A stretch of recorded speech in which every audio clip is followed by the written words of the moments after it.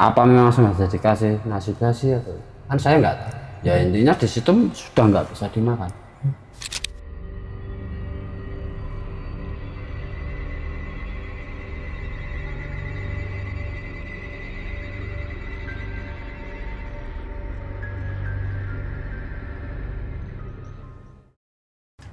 Kan ketika hari pertama dikasih nasi busuk itu kan hari berikutnya mas itu kan langsung saya cek mas ternyata busuk lagi. Nah di situ itu saya langsung mas dari lubang mas nasi bau basi. Ya tapi percuma dia nggak ada. Nah di situ itu beneran basi.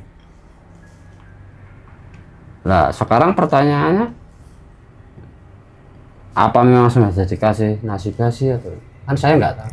Ya intinya di situ sudah nggak bisa dimakan. Ya udah saya buang ke WC mas. Saya buang WC sudah. Itu ompreng saya taruh ke tempatnya lagi. Itu terjadi tapi di situ itu mas suara-suara itu jauh berbeda dari malam terjadinya adzan itu. Itu jauh berbeda, kayak sepi gitu loh mas. Apa mas? Kayak sepi jadi ada suara sih mas, ya juga ada suara, ada yang ngintip ada. Kalau yang ngintip itu ada, jadi tapi saya abaikan enggak. Lah itu gini mas, nasi busuk itu terjadi selama 3 hari mas. Jadi selama 3 hari itu juga saya nggak makan sama sekali. Wih, Iya. minum? Ya minumnya kan di keran itu. Oh iya. Lah di situ itu saya lapar karena ya semalaman kerendam air di malam sebelumnya. Itu badan saya kayak demam. Demam susu intinya. Wah, rasanya tuh nggak karu-karu. Mayo udah perut lapar, badan nggak karu-karu. Ya udah mas saya tuh gini mas. Murung aja ya. Iya. Itu ada suara itu orang mengetuk besi mas. Buang. Saya sempat ngajak lihat gitu, udah saya gini lagi. Tapi suara itu makin keras. Buang. Lah akhirnya saya juga ngintip. Tahu nggak mas? Sosok yang sebelumnya pernah keluar, yang tanpa kepala itu keluar lagi. Walah. Jadi suaranya apa ya mas? Gimana? Bahasa teriak tapi teriaknya teriak seperti orang kesakitan gitu. Lah di situ itu sosoknya itu beneran keluar. Iya. Itu tinggi besar tapi tanpa kepala. Lah anehnya dia berjalannya tuh mundur menjauhi saya. Nah dari situ mas, dari situ saya juga Allahu Akbar. Karena apa mas? Ketika muncul sosok itu muncul sepelim ya yang sebelumnya sebuah busuk itu apa ya mas? Gimana? Sampai kalau masnya pernah pernah merasakan bau bangkai apalah hewan apa kan tikus gitu-gitu ya. Wah itu bau banget sih pak. Itu lebih dari 10 tikus sih. Wah. Itu Wah ya enggak. jadi gimana ya mas, kayak anjir gitu loh mas baunya. Kayak bau darah, kayak bau apa gitu, intinya nggak bisa diungkapkan dengan kata-kata. Jadi bau busuk disertai anjir, disertai kayaknya bau-bau yang aneh-aneh itu. Itu ketika sosok itu mau muncul, apa setelah muncul, itu bau itu pasti datang. Dan berarti, itu disertai dengan itu bau itu, ketika bau itu menyembuat sosok itu. Berarti hilang-hilangan ya baunya, kadang ada, kadang nggak ada gitu. Ya. kalau bau pengap gitu kan tiap hari mas, tiap jam, tiap menit, tiap detik. Memang kan baunya di situ kan pengap. Lembab, Tapi kalau bau busuk itu, ya mas, istilahnya saat-saat tertentu. Tapi kalau apa, yang saya rasakan itu makhluk itu yang menghuni, yang dihuni itu ruangan tengah itu mas yang paling mas. Itu sampai ngintipnya gimana sih Pak? Itu gini loh mas. berarti mereka tuh tembus-tembus gitu ya? Sel itu kan kalau sel isolasi itu mas, itu kan besinya cuma di bawah mas. Oh, Besinya di bawah justru kalau kita duduk gini, pandangan kita terhalang tembok. Jadi harus ngintip gini mas. Karena nggak semuanya besi sampai atas enggak. Ya. Jadi kalau ada petugas datang gitu, ketika kita nggak ngintip gini yo, cuma terlihat kelihatan sepatunya. Gitu. Paham ya? Tahu ya? Bisa membayangkan ya? Kebayang ya, Gitu. Kebayang. Jadi ketika ada orang berjalan gitu ya cuma kelihatan sepatunya kalau kita nggak ngintip gitu. Kalau gini langsung kelihatan full sampai sana-sana gitu ya. Betul. Oke, paham. Tapi ya tingginya segini mas. Jadi Lumayan kita lah. terhalang tembok. Jadi kalau kita mau lihat ya harus membungkukkan badan. Iya. Oke. Nah di situ itu. Nah itu mas, itu sosok yang tanpa kepala itu muncul. Tapi dia itu berjalannya tuh mundur gitu mas. Mundur, menjauh. Itu saya mas, apa ya, lihat urat-uratnya sini mas, itu terlihat jelas mas. Padahal jaraknya itu ya agak jauh loh mas. Tapi anehnya mata saya itu kayak gimana ya mas, dikasih tahu isi apa yang dia pakai kan saya tak tahu. Maksudnya maksudnya gimana? Apa yang dia kenakan, bajunya itu warnanya apa itu saya sampai tahu. Karena itu bukan detik lagi mas. Yo gimana ya? Selama lah intinya dia itu berdiri gitu. Iya toh. Dia itu setelah keluar dari kamar itu sebelumnya di suara gitu mas. Lama. Berarti tahu-tahu ada langkah kaki keluar. Allahu Akbar, Allahu Akbar, Allahu Akbar, Allahu Akbar. Bayangkan mas, kakinya bulu gitu. Allahu Akbar, Allahu Akbar, Allahu Akbar, Allahu Akbar. Ruangan tuh gede. Ya, itu ruangan bawah tanah itu saya perkirakan mas ya, tingginya itu 2 meter. Tanpa kepala itu sudah istilahnya semembungkuk gitu loh mas. Jadi enggak wah itu bau busuk.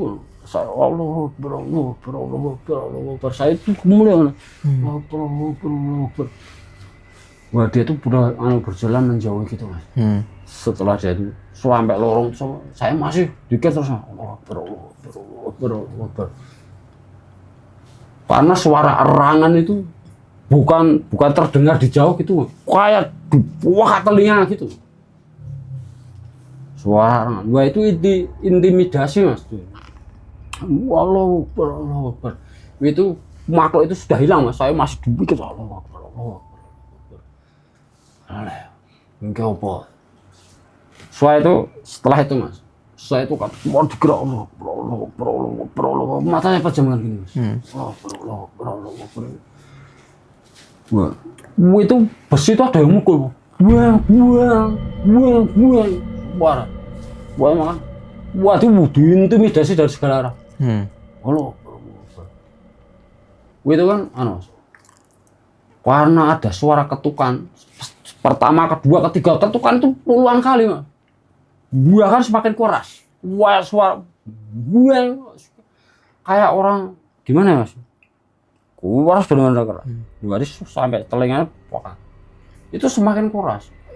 Saya nggak kuat mas, karena seperti yang dikuat itu seperti yang di samping saya. Akhirnya saya melihat mas, itu ada yang jatuh dari otot. Allahu Akbar, Allahu Akbar, Allahu Akbar. Pada waktu itu.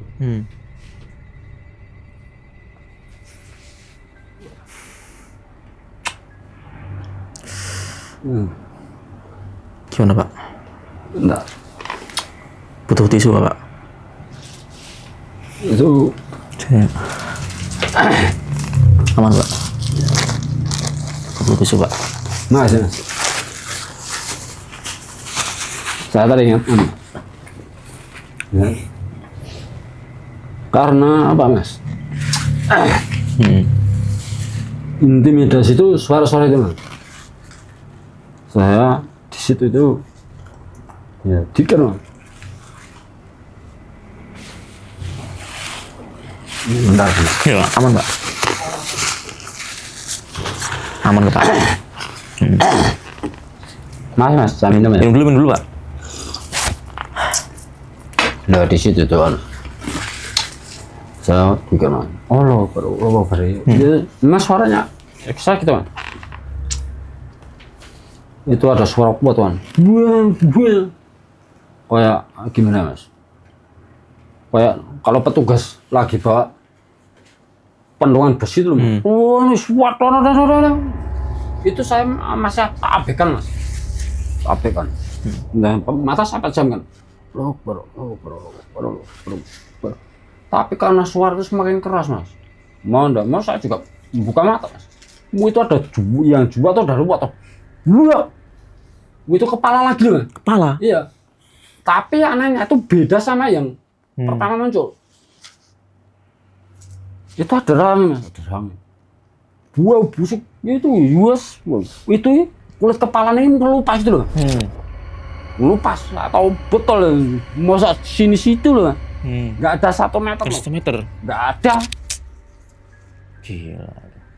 Dia itu apa ya Mas? Ekspresinya pasti marah Mas. Bukan ekspresi minta tolong apa, tapi justru malah ekspresi marah. Muatan tuh, nah itu 1 menit lebih Mas. Saya juga melototi dia, biar gimana itu dalam hati Mas. Tapi di situ itu memang kalau nggak merasakan langsung Mas, itu mungkin orang menyangkal. Tapi kalau saya yakin seumpama Mas ini yang merasakan langsung, ada saat itu mungkin situ mati berdiri di situ. Wah, karena udah stres Pak, itu udah iya. bukan stres lagi itu. Jadi itu yang dinamakan ancaman apa ya Mas? Ancaman Mental, verbal Mas. Itu seperti itu. Dia memang nggak menyakiti Mas. Kalau menyentuh memang sering Mas. Kayak dicolek gitu. Pernah Mas. Jadi badan saya itu kan saya pakai kaos Mas. Kaos saya dibiarkan. Kayak ada tuan badan saya gede loh Mas. Pas itu jarinya dia sampai jarinya masuk Mas. Lok. Bayangkan tangannya segede apa? Iya, seperti itu. Wih, kaget Mas. Oh, itu Lah, tersiksa banget sih ya, Pak. Kepala tuh ekspresinya marah, muatannya itu. Yes, ada darah, nggak bisa diceritakan lah. Dia melotot saya. Wah, aku melotot tuh. Berolok. Berani jenengan ini melototi balik itu? Antar mata Mas. Deket Mas, ini sama ini loh Mas. Besi itu loh. Bayangin. Kok berani Pak jenengan melototin balik itu? Loh, di situ itu gimana ya Mas? Kan tadi saya sudah dipaksa untuk melihat. Kalau kita memejamkan mata, badan kita yang dipegang langsung. Selalu dipaksa gitu ya? Dipaksa. Lah, di situ itu dia gelulung. Allah.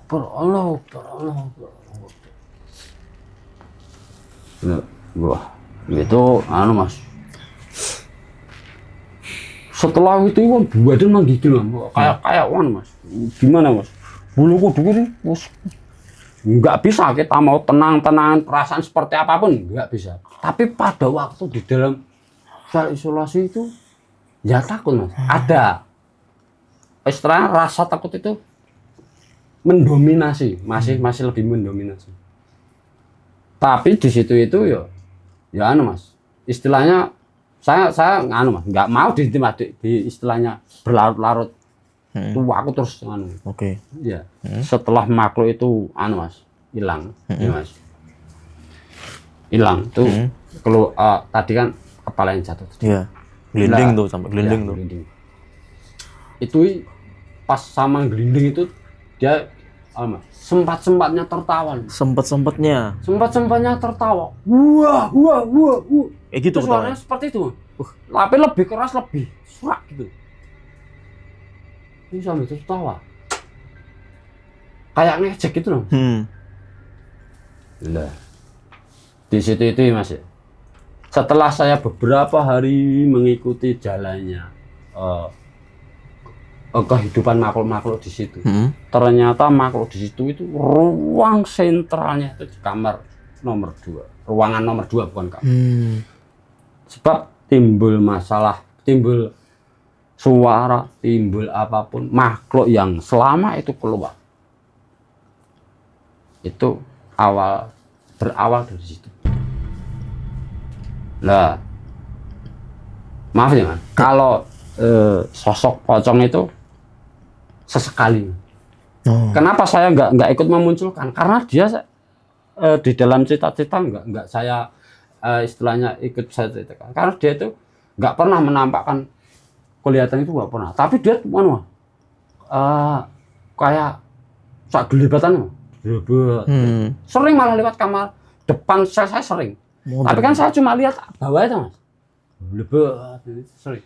Tapi saya yakin itu pocong. Tapi nggak pernah Mas menampakkan secara langsung. Nah, sosok Kunti Mas itu muncul lagi Mas itu. Tapi malamnya berapa saya lupa ya. Itu muncul lagi. Jadi di situ itu ya sosok Kunti ini memang Mas, sekelebatan lewat depan ruang isolasi. Belebet. Gitu Mas. Lah, itu saya abaikan. Tahu nggak Mas? Dia itu karena pengen cari perhatian, melempar apa ya? Saya nggak tahu yang dilempar apa, tapi ada suaranya Mas. Protek. Nah kalau itu saya berhadapan Mas. Ya berhadapan, wajahnya juga kelihatan, tapi yo kayak gimana ya Mas, jadi pandangan dia memang ke bawah, bukan ke saya, tapi wajahnya ya ada kelihatan, tapi sosoknya yang kemarin saya ingat betul bajunya itu nggak ganti ya. Mungkin ya di situ tuh dia cari perhatian, ngelempar akhirnya ya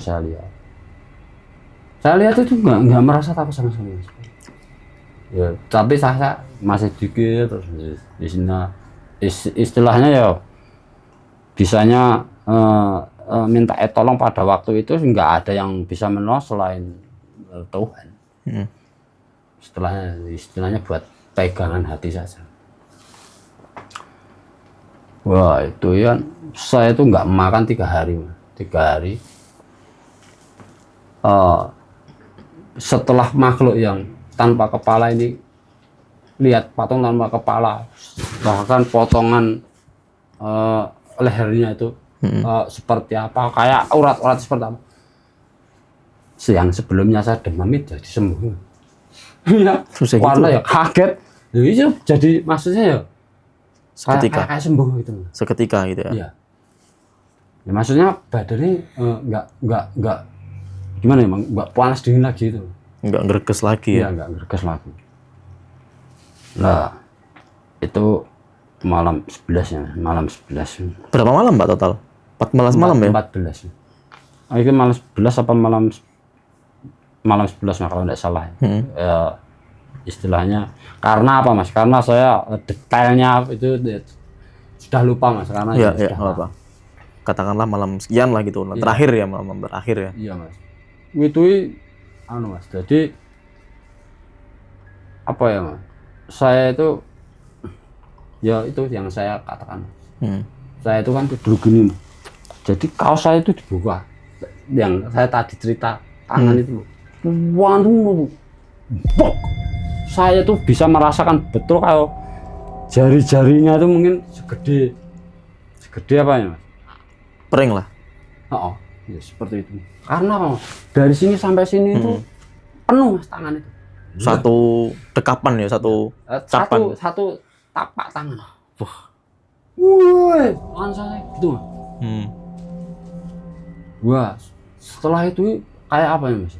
Kayak badan saya sih gimana ya mas? Rasanya tuh menggigil gitu loh. Dingin, bener-bener dingin. Jadi, wah dingin mas. Nah, saya itu apa mas? Sampai saya paksa itu memejamkan mata. Itu dalam saya memejamkan mata itu kayak mimpi. Itu ya ada nenek-nenek. Itu datang.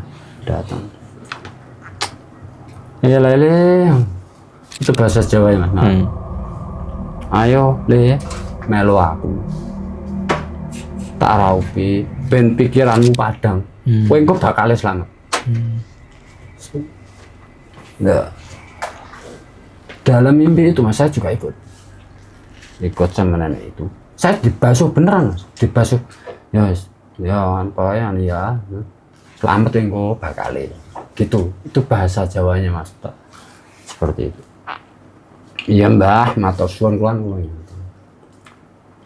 Habis itu nenek itu pergi sih sambil ngeliatin saya terus. Ya wis ya le. Engko bakal iki selamat terus. Itu badan saya menggigil mas. Kalau menggigilnya di gunung kayak kena apa mas? Yang diserang dingin. Hipotermia Seperti itu. Hidung itu mengeluarkan cairan. Ya. Cairan bening busuk. Bayangkan. Ini sampai ya itu hidung itu cairan itu keluar sendiri mas. Tas seperti itu. Lah itu malam 11. Wah setelah itu mas, ya badan saya itu semakin hari semakin kayak semakin ya memang kesehatan diuji sama sekali mas. Di situ saya itu malam berapa ya itu mandi mas, karena sudah beberapa hari nggak mandi, saya mandi. Nah itu malamnya ditemui sama nenek-nenek itu setelah saya mandi. Mungkin kan badan saya sebelumnya kan kotor, jadi mungkin ya karena kotor dia nggak mau mendekat mungkin ya. Karena saya habis mandi. Nah setelah mandi itu mas, badan saya kayak keserang hipotermia bahasa mungkin. Itu dari hidung itu cairan keluar putih, cairan putih itu loh mas. Itu nggak bisa dikendalikan. Tas. Itu bener-bener dingin. Nah di situ itu di ruang situ itu nggak bisa diprediksi.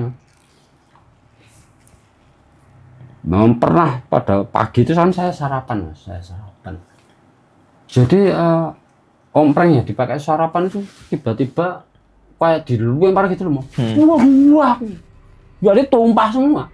Ada yang lempar tuh. Iya, jadi dilempar ke atas gitu. Ya itu istilahnya gimana ya? Langsung saya bersihin, saya siram-sirami, saya masukin ke lubang WC. Jadi dilempar sampai mentok atas, jatuh lagi. Gitu. Nah, itu cerita malam selanjutnya mas, itu saya nggak ingat betul itu malamnya malam apa. Itu kayak ada sosok itu kecil mas. Memang sosok kecil itu dari suaranya saya nggak asing. Nggak asing itu karena suara sebelumnya dia itu sering maksudnya dengar suara seperti itu. Itu sosoknya keluar mas, langsung gini. Jadi itu loh mas. Jadi dia itu lari ke sana kemari mas. Jadi gimana? Kalau saya analogikan wajahnya seperti wajah gorila seperti itu. Wah. Iya seperti itu. Kecil mas, itu kecil, makhluknya itu kecil. Tapi wajahnya seperti itu. Juga berbulu. Jadi cuma lari ke sana kemari. Itu maksud dan tujuannya apa saya juga nggak tahu. Nah setelah itu mas, ada petugas sipir itu 4 orang masuk. Rotak. Hari terakhir ya itu. Nggak tahu, tapi pada waktu itu saya lihat Mas. Wah, lawang aja urip. Orangnya masih hidup. Itu Mas. Sipir pertama kali melihat saya ngomongnya langsung seperti itu. Udah kayak Dia buka kunci. Oh, lah wes urip no. Seperti itu. Kamu masih hidup no. Hebat man kowe. Liya-liyane lho, nang kene 3 dina ya. Ana sing bunuh diri ya. Lah kowe wis 2 minggu aja. Sehat-sehat wae. Lah pengen tak dokokne kene neh. Tak tambah 2 minggu neh ya. Terus seperti itu. Tapi kan saya pada waktu saya diam. Hah? Lah sing ya sipir yang satunya lagi. Udah. Kowe tak tokne. Wis. Saya disuruh keluar. Nah, mau metu. Wis. Piye? Mula nang kene rasah-rasah ya. Dia bilang gitu Mas. Ya supir. Ya intinya di situ kan saya bersama berempat orang itu keluar. Sipir itu masih di dalam ruangan bawah tanah itu kok ambune tiba-tiba bosok ayo ngene ya. Nah, saya itu juga Mas belum menyadari sebenarnya yang terjadi sama badan saya itu apa, saya belum menyadari sampai keluar Mas, keluar kan naik tangga gitu. Lah ini jawab sudah di luar Mas, itu sudah di luar. Ini baunya kok hilang-hilang ya. Lah itu sipirnya itu malah istilah sing yang bau kamu no. Orang tahu aja loh, gitu Mas. Kamu nggak pernah mandi tuh? Dia bilang gitu. Apa Pak? Ngapa mandi kan? Serangga kan. Akhirnya sipir itu suruhan sama temannya, suruh nyariin baju yang oranye itu loh. Saya juga baju ganti. Saya disuruh mandi Mas. Sebelum itu kan dari ruang isolasi kan saya diarahkan ke klinik Nah itu dokter kan pakai masker. Waktu saya datang belum pakai masker, tapi setelah saya datang langsung dia pakai masker. Dah. Intinya nggak jadi di apa-apain Mas, intinya tolak sampai. Nah, intinya ya disuruh pergi gitu. Lah sampai situ sama sipirnya saya tuh karena sebelumnya saya terlibat perkelahian di kamar C itu, di blok C itu, saya dipindah blok. Nah, milih nomor 1 apa nomor 2? Nomor 2 ya Pak. Dode ya. Ya, turun Pak. Diantar Mas. Di situ itu sipir ini baik Mas. Saya nyampe situ kan. Sampai kamar itu, lah bajumu ganti, diambil kan sama dia. Ternyata sudah hilang, baru tinggal celana satu sama kaosnya sudah tidak ada semua. Intinya tinggal celana satu. Nah, intinya serenek mulai. Di situ waktu dia itu ngantarin saya di blok D di kamar nomor 2 itu, bilang Mas, iki Aris lagi bermetu, baru keluar dari sel bawah tanah. Serasa nggak usah diapa-apain. Gitu Mas. Ya udah saya di situ. Ya Mas. Tapi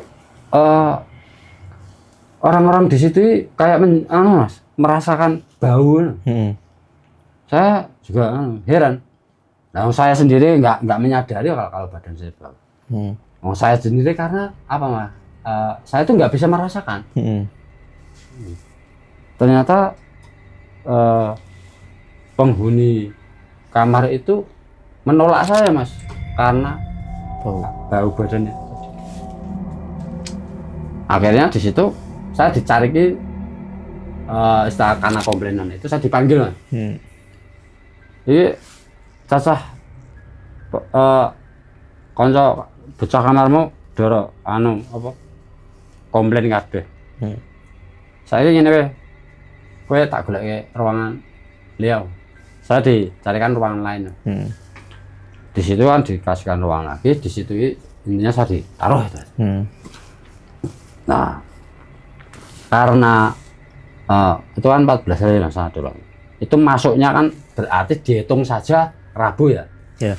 Keluarnya itu saya juga Rabu. Kamis. Oke. Nah, di situ itu kan besoknya kan di masjid LP itu kan biasa Mas, kalau hari Jumat itu juga ada ustadznya gitu loh. Saya tuh minta tolong sama sipirnya, Pak Sipir, tolong itu ustadz suruh sini bentar. Oh apa? Ya udah Pak, suruh sini bentar. Akhirnya ustadznya juga selesai sholat Jumat itu nyamperin saya. Ada apa Mas? Pak, saya kan Pak, sipirnya itu juga ternyata merasakan kalau saya bangun. Nah, dia tuh dari kejauhan itu. Ada apa Mas? Pak, saya tahu Bapak juga merasakan bau. Gini Pak, kok badan saya jadi seperti ini itu gimana ya Pak? Dah, Mas, segera ambil wudhu, sholat, habis itu berdoa, minta sama Allah. Sipirnya langsung, kok sipir? Ustadznya langsung pergi lagi. Jadi di situ saya juga apa yang dibilang sama ustadz ini tadi saya lakuin. Saya juga ambil wudhu, ini saya juga sholat. Ya walaupun sholatnya itu bacaannya masih terbata-bata, tapi di situ ya saya totalitas. Tapi ternyata bau itu nggak juga, nggak hilang. Nggak hilang. Itu sudah malah sampai besok nggak hilang. Nah saya itu di situ Mas, di situ saya berpikir saya bicara sama diri saya sendiri gitu. Kalau nanti bau badan ini nggak bisa hilang, sepiye kan gitu.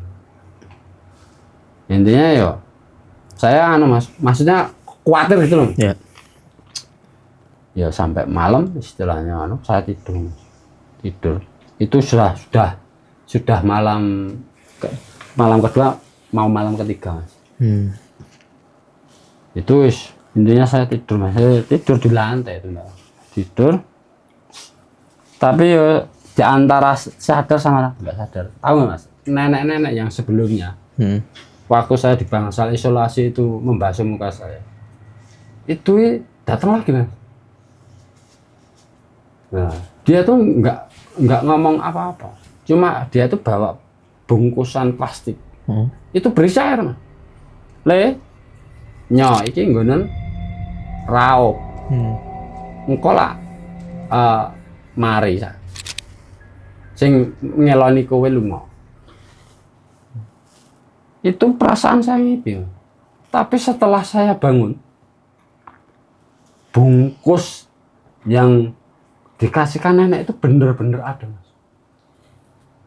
Saya ingat betul plastiknya, apanya, warnanya apa, plastiknya saya ingat betul persis apa seperti yang ada dalam mimpi saya. Saya juga kaget. Ya Allah. Mas, saya nggak panjang pikiran, nggak panjang apa. Intinya, nenek itu bilang Mas, suruh buat cuci muka sama istilahnya di ciprat-cipratan ke badan.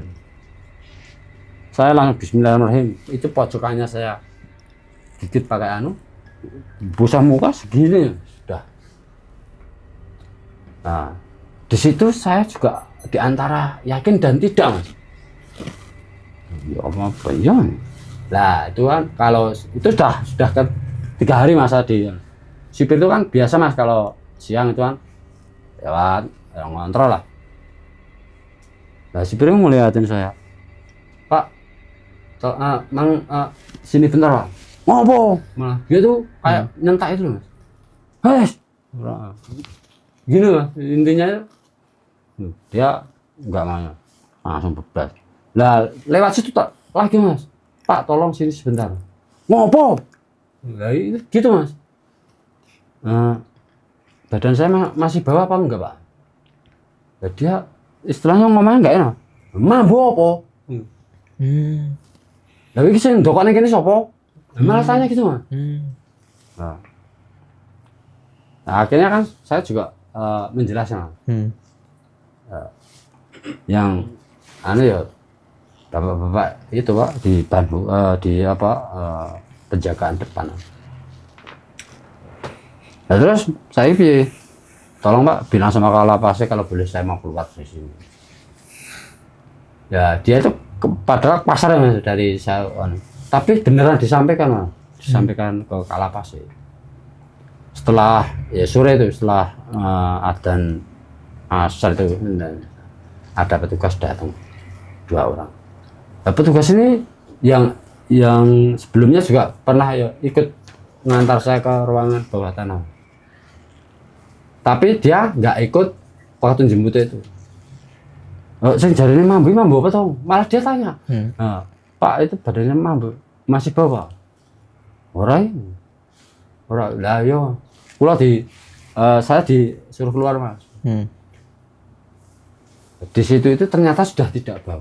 Nah, karena saya sudah tidak bau, saya diarahkan lagi masuk ke ruangan blok D, ke kamar nomor 2 itu tadi lagi. Nah, di situ intinya ya wis nggak ada masalah lah.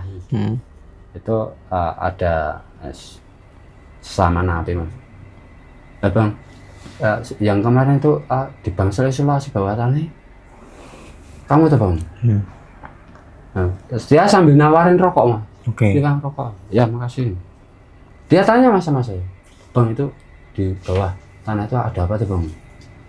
Katanya orang-orang banyak yang, maksudnya banyak hantu dan orang-orang yang banyak yang meninggal di situ. Abang sendiri waktu di bawah tanah itu ada apa? Nggak ada apa-apa ya. Yang bener Bang, nggak ada apa-apa. Kalau kamu nggak percaya, kamu bikin kasus saja, nanti suruh masukin situ. Saya bilang gitu Mas, tapi maksud saya bercanda.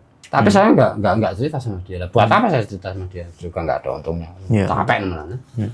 Ya, seperti itu banyak sipir apa yang tanya sama saya, sipir penjaga blok itu juga tanya, Riz, apa yang kamu rasakan waktu di bawah tanah? Terus di situ kamu sampai 14 hari itu yang masukin situ siapa? Itu baru di situ Mas, saya ini baru mulai buka ini. Nanti konspirasinya seperti apa saya ceritakan. Nah di situ itu setelah sampai sampai itu kan saya bisa ngobrol sesama napi, bisa kesana kemari lah, bisa ngobrol sama sipir.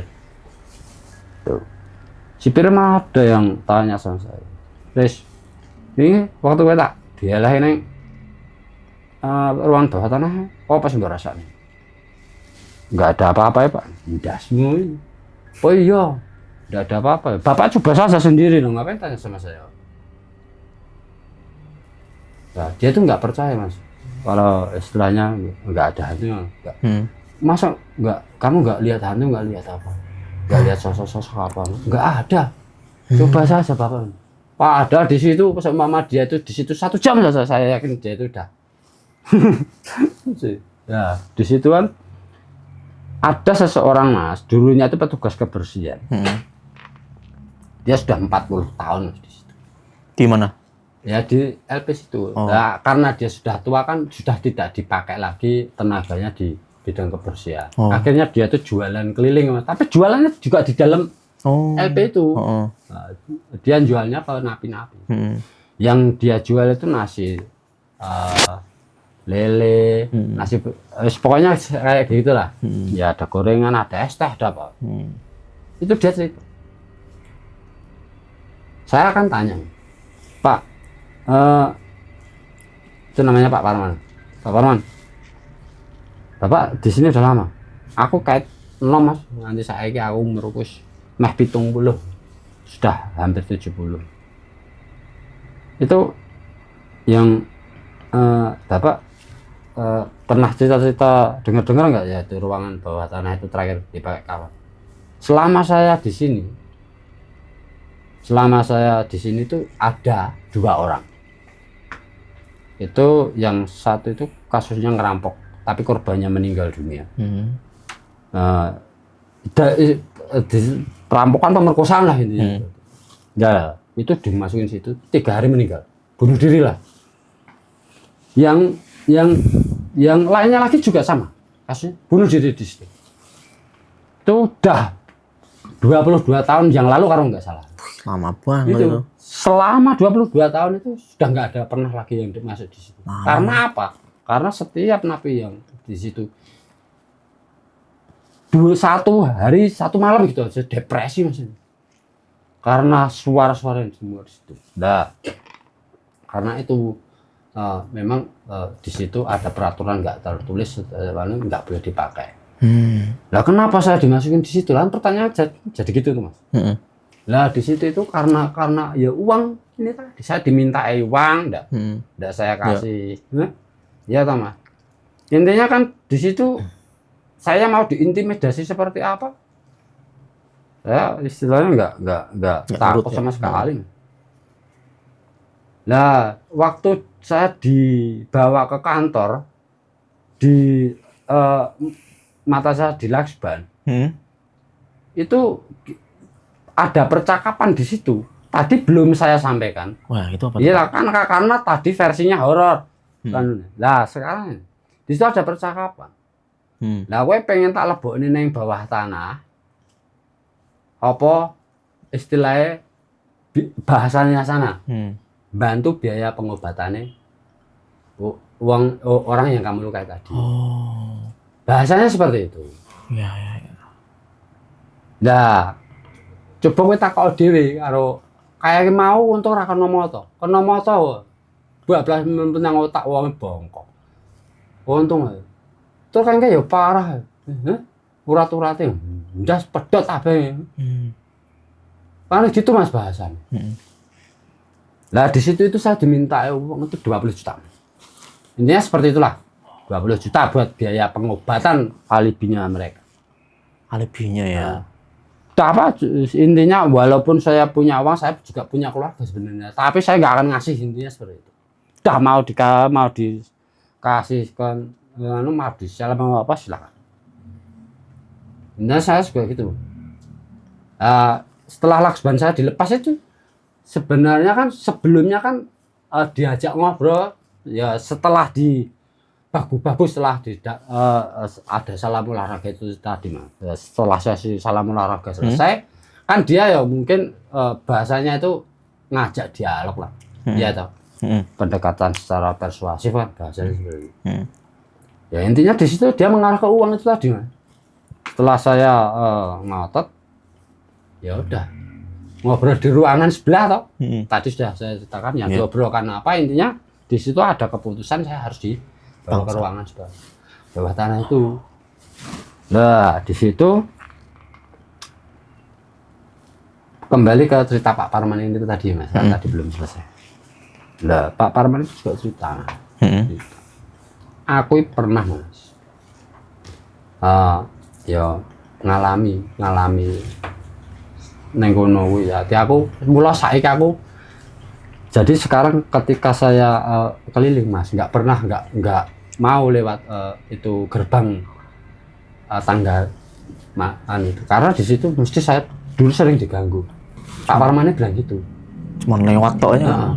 Tapi saya waktu saya dulu masih baru J6 mas aku resik-resik neng kono esok itu pagi resik-resik neng kono.